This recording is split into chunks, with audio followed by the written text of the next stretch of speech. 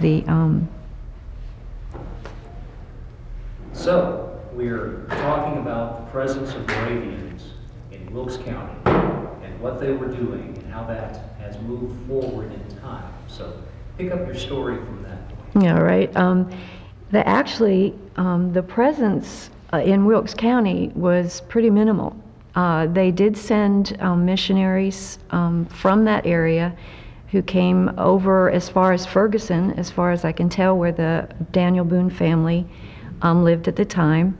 There were many accounts in the records of the Moravians in North Carolina where they would go into the backwoods, into these hard, tough, men that are living off the land and just as tough as nails, and how this missionary would go and they would break down in front of him and just basically bare their hearts and just really relate well. So there was this idea of this cloistered community, and yet there was a true heart to see people, in their best way. They did not live here, like I said. It's kind of like a folk myth that they lived at Moravian Falls at one time. The first old person I asked said, well, I think 40 of them came over and 10 stayed for the winter and they couldn't cut it, so they went back to Salem. But in actuality, the community was over there.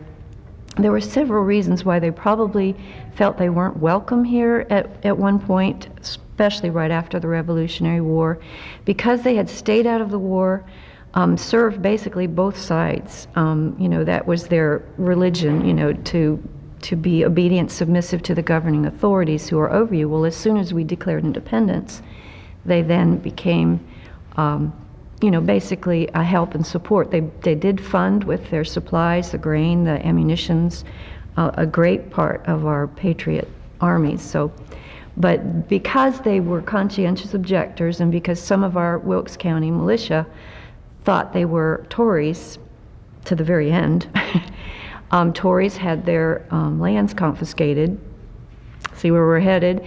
And so they would have probably felt awkward over here right after the war.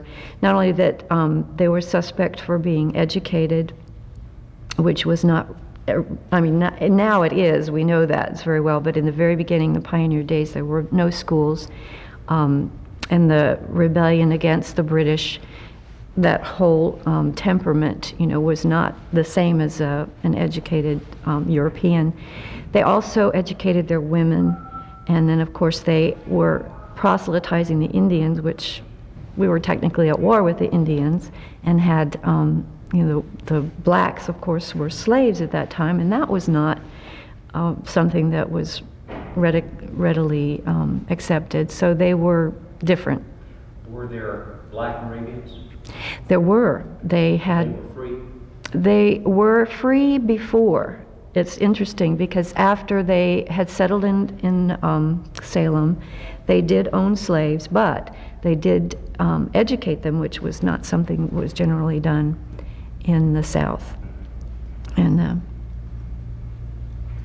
in the Ferguson area of Wilkes County today, there is an establishment called Whippoorwill Academy. Mm-hmm. Are you familiar with that? Yes, I am. Is there any connection, I'm just sort of fishing here for a moment, is there anything in the Whippoorwill Academy collection of buildings and such that has anything to do with Moravians? I know the Daniel Boone cabin, you talked about Rebecca Boone having contact with Moravians. Right. Anything beyond that you can think of? No, except that I did run across a letter. Actually, Edith Carter, who is the proprietor there at Whippoorwill Academy, gave me a letter that was written regarding this. Actually, I guess it was from the journal of the man who wrote it or did the deed. But he came and ministered to Rebecca Boone at the cabin in that area, and was just endeared himself. At one point they wanted, I don't know if it was actually the Boone family, but some families in that area had hoped that if they built him a cabin that he would come and be their preacher. And he said no, he couldn't. He would go back to Salem, make his trips from Salem to Virginia as well as this far over. So there were actually two. Their names escape me. I know it was Brother Sewell is the one that Edith had the letter from, and Utley, I believe his name was. But when they died, older men, they just never were replaced as far as we know. It seems that the Moravians had a great talent for missionary work, Mm-hmm. and their greatest impact perhaps was not with congregations and establishments, That's right. but with individual contacts. Mm-hmm. Yes. What do you believe led them to have this, and is it a basic tenet of the Moravian faith that allowed them to communicate with the men you characterized as hardened, tough as nails men? Well, I believe it started in the very beginning because Zinzendorf himself never intended for it to be a separate denomination. It was, even when they would do their missionary exploits, they would, if there was a church already in the community, they would win them to the Savior and then turn them over to them for schooling, education in the Bible and that sort of thing. So it wasn't an intention so much to start a church like, you think of denominations just, flourishing everywhere. But the Lutheran churches were very, of course, that was the church of the government. I mean, basically the churches were run and the clergy were paid by the government in England at that time.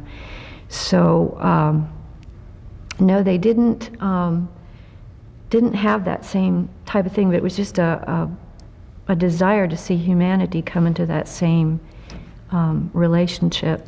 Now, let me feed back to you what I've been hearing you say, and we'll continue the conversation. I just want to make sure I'm getting it. The Moravians were of such a mind that they were not church builders as such. Right. Mm-hmm. What they preferred to do was come into an existing Christian organization, whatever it might be, and work within that organization. Mm-hmm. The building was there, the people were already meeting, they would come in and provide a positive influence. Well, they basically did say that in one of their articles. It was like, we want to be a light wherever we go. I think that was part of the influence on John Wesley in England, was that they would just have these just such vibrant, I don't know if you call them love feast or fellowship meetings, or Fetter Lane Society is where John Wesley was strangely awakened, as he called the strange warming of his heart. So until it was more of a modern Moravian church like we see it today, it really wasn't a church, so to speak. It was a movement. I see people with a great deal of energy, a great deal of positive feeling, as you said, a light, Mm-hmm. who individually would come in and influence a community, Mm-hmm. become part of that community, lift it up, and then proceed on. So the church was carried within the individual, and that was their mission, their desire. Mm-hmm. Am I? That's very close as far as I can see in the early stages of it. With the way they would go about.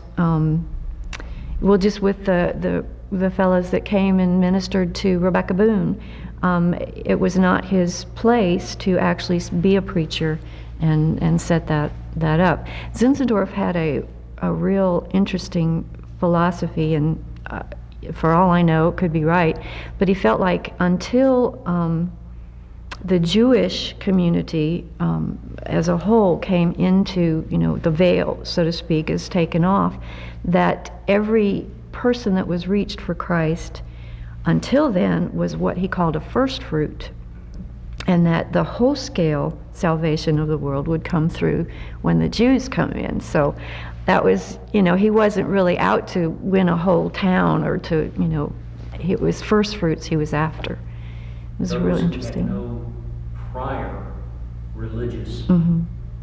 leaning or affiliation. Yes. Mm-hmm. They wanted to find folks to whom they could give the first message Yeah. and have the convert for the first time. Yes. Not wrest them from someone else's Mhm. religion, but for the first time. Exactly. And so the wilderness areas, while sparsely populated, those they did find would be the ones they were actually looking That's probably true. Perhaps. Well, they really were more emphasizing the Indians. That was their real goal in coming, even though a lot of historians pretty much think, well, it was the economics they were after, making the bucks.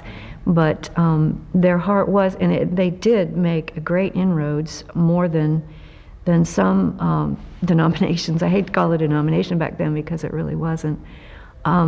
They actually, some of them went on the Trail of Tears, and that was a drastic thing for them too, as well, because that's a whole nother story. The basic Moravian beliefs. Let's explore that at more length for just a few minutes. You've already talked about the fact that they were Christians. Mm-hmm. One of their primary goals was talking to folks about Jesus Christ. Right. Was the Trinity an aspect, Father, Son, Holy Spirit? Was this an aspect of Moravian Yes. thought? Yes. It would have been very similar to the Anglican Church. Mm-hmm. Church of England. Uh-huh. And of course Lutheran, which is the pietist sect of the Lutheranism, is what his training came out of, and then of course his own personal studies. So it would have been very familiar to us. Very familiar. And the Episcopal Church Mm-hmm. has many things in common as well. Yes. Mm-hmm. I keep hearing the echoes there. Mm-hmm. The Anglican. So they Mm-hmm. would have been comfortable in an Episcopal Mm-hmm. setting as well. Yes. Episcopals coming from the Anglican Yes. Church. Mm-hmm. The book that you are writing now is titled Moravians in Wilkes County, Myth Or Mystique. Or Mystique. I still haven't quite figured that one out yet. It's either myth or mystique or legend and legacy, however it is. But I do believe that when a person walks through an area, even where your feet step, where you have breathed, where you have spoken and shown compassion to someone, there's a footprint there. There's a legacy. And of course, what's in a name? Moravian Falls. There's a lot there that we can glean from, a legacy of theirs. So the legacy of the mind, the legacy of the spirit, the legacy of the will Exactly. Mm-hmm. is what the Moravians left. No structures, no buildings, no footprints, no places where we can dig the foundations. Right. What we have to do is go within people. Mm-hmm. That is to find the legacy of the Moravians. Mm-hmm. It's like the hidden seed that came forth from the exiles. It's the hidden seed that's on our land now, in the hearts of people. And some of the descendants of the Moravians that moved here, mostly after the Civil War, I believe, once, because they did fight in that war. But they would have, yes, through their seed.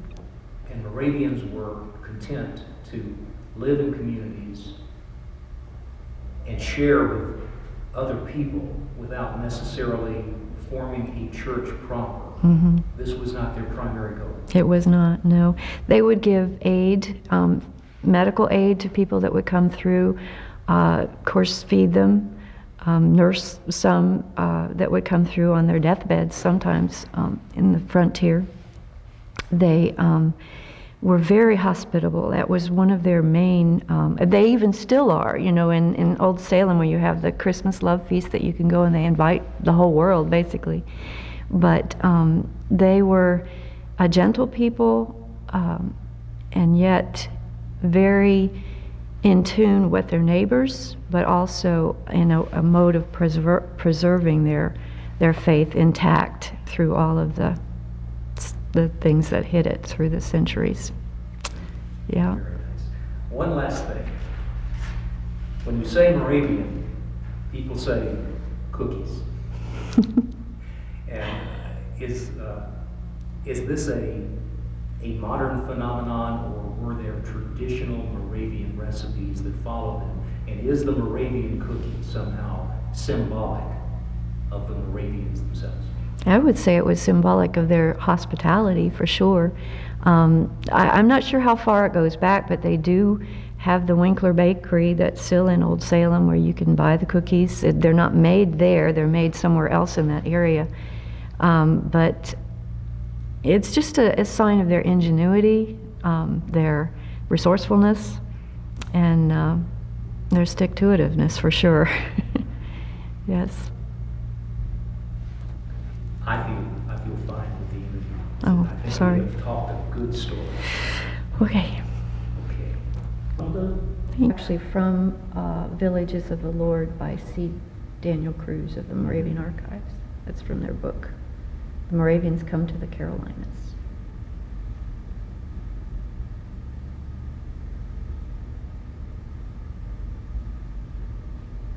To the far Mhm. west, it came back up into Mhm. Blowing Rock. Yep, and you can see it's written Mulberry Fields, and then the tract further east then is Wachovia. Of the newspaper, Yeah, that's what he said. working with the Hubbards Uh-huh. for a lot of years. Mhm. I hear they're trying to get some of that Hubbard plantation put together as like a Whippoorwill Academy or something like they can. Just give me a description of this, just on camera, just be right. That is the 1799 lower tract on Millbury Fields, which was the lower would have been what about comprises Wilkesboro town limits, Okay. a little bit further south. Vivian Creek, Well, which why was was it backwards like I don't know unless it was the way they came into town. Oh. I don't. They had their survey with them, but it was Rolling. funny. that? I'm wrong. Okay, describe this one then. Okay, this is a map, basically comprises the town limits of Wilkesboro a little bit further south, approximately where Woodfield and Oakwoods intersection is. As you can see, or if you can see, Moravian Falls themselves are not on that map. They're about 4 miles further south.